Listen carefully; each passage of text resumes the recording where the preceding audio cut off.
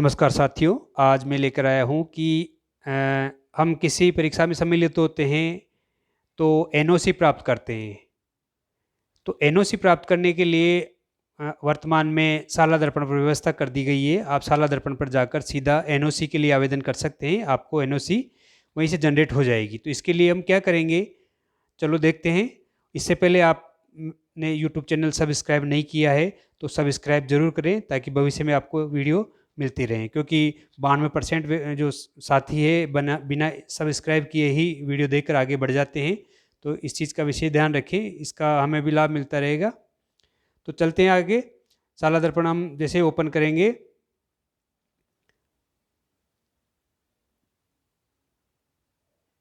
तो ओपन करने पर हम जैसे आईडी पासवर्ड में भर के जाते हैं आगे, तो हम इस प्रकार हमारे होम पेज पर आ जाते हैं। वहाँ से हम ये जो 3 लाइन है वहाँ से ये खोलेंगे हम। ये खोलने पर हम देखते हैं कि 5वें नंबर पर जो फॉरम्स है वहाँ पर क्लिक करेंगे। जैसे हम क्लिक करते हैं तो 2 चीज़ आती है, टीएफ और एप्लीकेशन फॉर डिपार्टमेंटल सर्विस। तो डिपार्टमेंटल जो सर्विस है एप्लीकेशन की, उस पर क्लिक करेंगे तो वहाँ पर आएगा फॉरम्स। ये फॉरम्स है, इसको जैसे आप ओके करते हो तो इस पहले देखिएगा, पहले अप्लाई फॉर एसीपी और कंफर्मेशन फॉरम यानी स्थायीकरण के लिए वगैरह के, ये 2 ही चीज़ें थी। अब 2 चीज़ें और जोड़ दी गई है। ये दोनों एनओसी है। ये कम्पिटिटिव एग्जाम के लिए एनओसी है और ये विदेश यात्रा के लिए एनओसी है। यानी कि आप अगर किसी कंपटीशन में बैठ रहे हो और उसके लिए एनओसी प्राप्त करना चाहते हो तो यहाँ से कर सकते हैं आवेदन, और कहीं विदेश यात्रा जा रहे हैं तो आवेदन यहाँ से कर सकते हैं। विदेश यात्रा में आवेदन के लिए आपको अनुमति और यात्रा का जो टिकट वगैरह अगर आपने कर लिया हो तो उसके लिए कहाँ जाना चाहते हो, उसका वीज़ा वगैरह जो भी है वो उसकी सारी डिटेल भरनी पड़ेगी। मैं आज दिखा रहा हूँ कि कंपटीशन जो एग्ज़ाम है उसके लिए एनओसी कैसे प्राप्त करें उसके बारे में।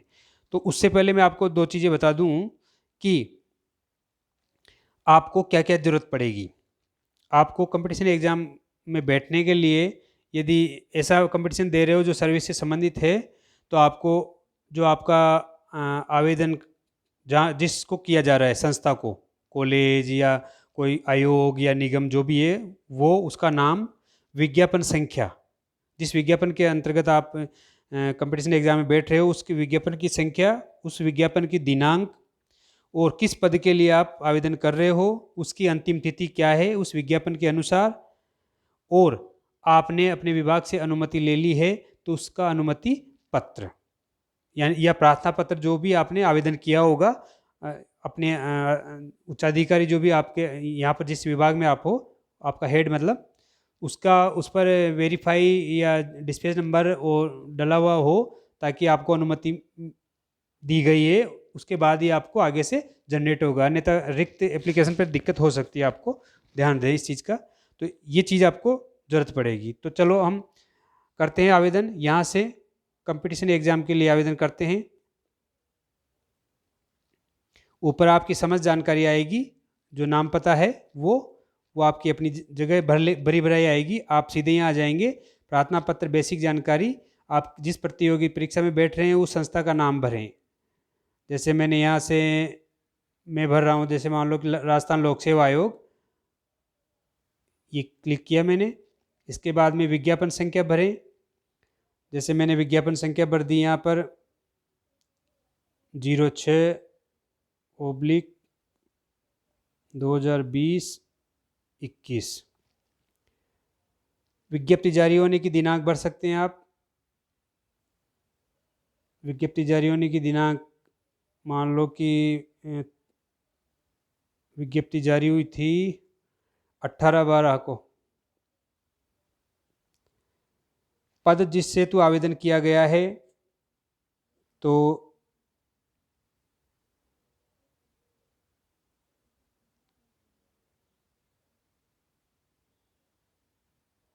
सहायक आचार्य। अंतिम तिथि इसकी जो है वो आप उसमें देखेंगे, जिस जो आपने आवेदन का प्रारूप देखा है, तो उसके अनुसार 30 दिसंबर अंतिम तिथि रही है। अब मैं इसको सेव कर देता हूँ। यहाँ पर देखिए डाटा सक्सेसफुली सेव आ रहा है ऊपर, ये यहाँ डाटा सक्सेसफुल सेव, ये मैंने क्लोज कर दिया ऊपर। अब जैसे डाटा सक्सेसफुल सेव हो गया तो मैं मेरा जो अनुमति प्रार्थना पत्र है ये यहाँ पर दिखाई दे रहा है आपको, ये पेंडिंग है एनओसी स्टेटस में।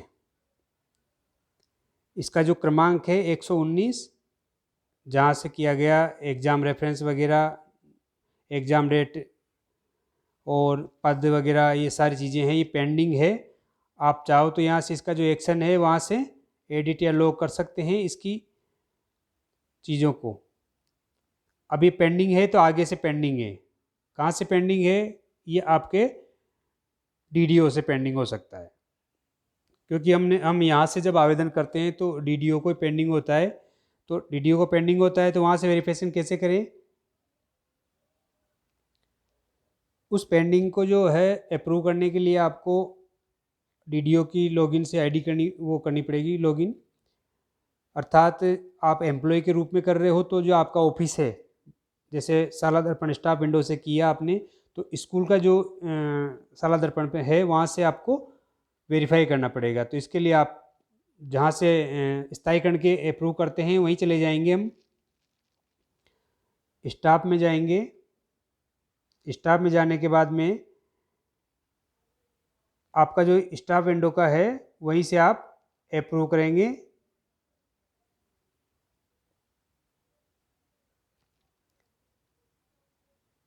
यहाँ देखिए फॉर्म अप्रूवल, ये ऊपर ऊपर आ रहा है स्टाफ में, इसको ओके करेंगे। इसको जैसे ही ओके करते हैं तो यहाँ पर ऐसा खुल जाता है कि जो फॉर्म अप्रूव कर रहे हैं वो किस प्रकार का है।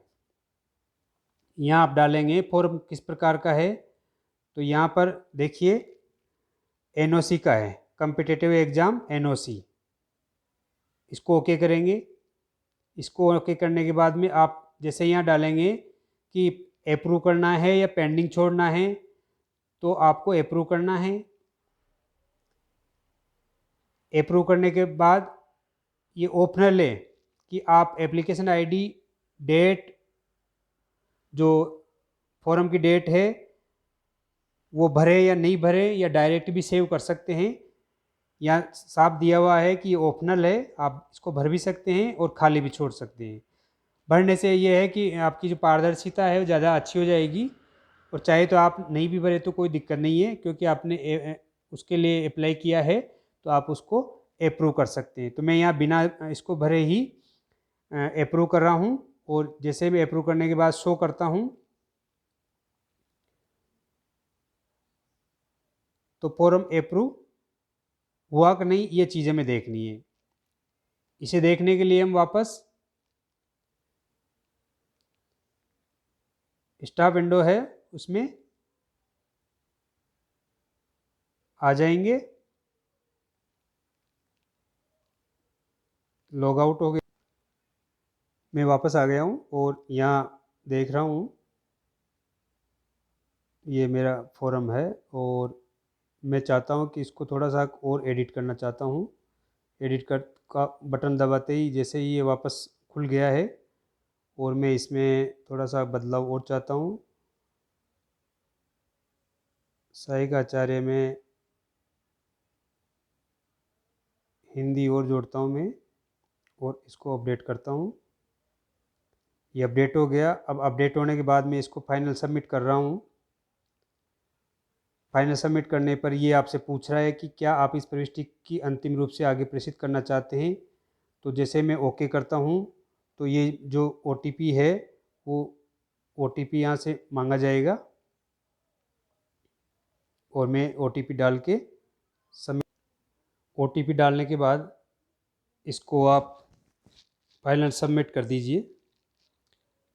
आपका डाटा सेव हो गया है सक्सेसफुल, और अब यहाँ इधर आपका डाटा जो है वो लॉक्ड दिखा रहा है, यानी कि आप उसमें कुछ नहीं डालेंगे।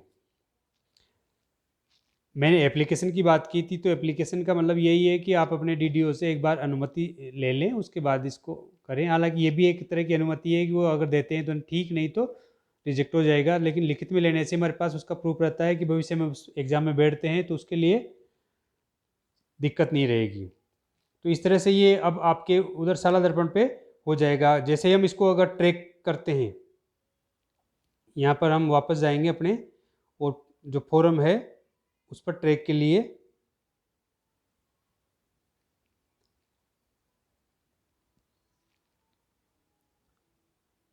आपका जो फोरम है उसको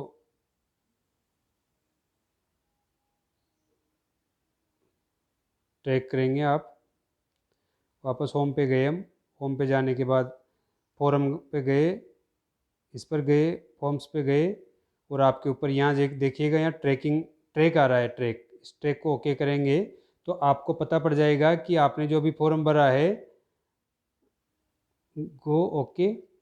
तो आपका जो भरा गया फॉर्म है वो एप्लीकेशन फॉर्म फिल हो गई है आपकी, और पेंडिंग चल रही है आपकी। यहाँ आपका अपडेट डेट है, और आप देख सकते हैं ये यहाँ से पेंडिंग है।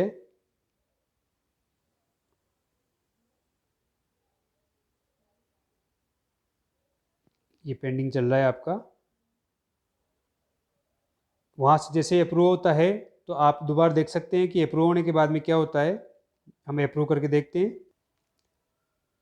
स्कूल शाला दर्पण पे आ गए हम, और फॉर्म अप्रूव में आकर हमने सेलेक्ट कर दिया है यहाँ पर कंपटीशन एनओसी एग्ज़ाम के लिए। और अगर हम यहाँ अप्रूव स्टेटस देखेंगे तो ये रिकॉर्ड दिखाएगा। हम चाहते हैं कि हम पेंडिंग लिस्ट देखें, तो हम पेंडिंग को ओके करें। पेंडिंग को जैसे ओके करते हैं तो हमारे पास यहाँ पर ये देखिए, ये जो पेंडिंग लिस्ट है ये यहाँ पर दिखाई दे रही है।